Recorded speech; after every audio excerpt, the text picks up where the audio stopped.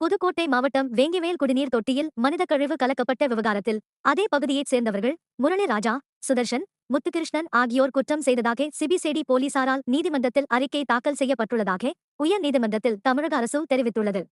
இந்நிலையில் புகார் கூறியவர்களையே குற்றம் புரிந்ததாக போலீசார் கூறுவதாக கூறி விடுதலை சிறுத்தைகள் கட்சியினர் நேற்று வேங்கிவேலில் போராட்டம் நடத்த ஆயத்தமாகினர். இதையடுத்து அப்பகுதியில் ஏடிஎஸ்பி முரளிதரன் தலைமையில் 150 போலீசார் பாதுகாப்பு பணியில் ஈடுபட்டனர்.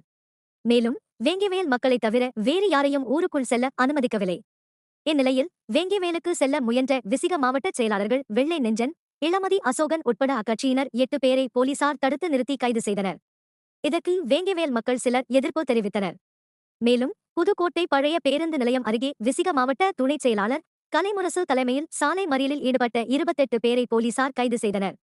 பின்னர் சிபிசிஐடி விசாரணை அறிக்கையை ஏற்கக்கூடாது என்று வலியுறுத்தி மாவட்ட ஆட்சியர் அலுவலகத்தில் விசிகவினர் கோரிக்கை மனு அளித்தனர்.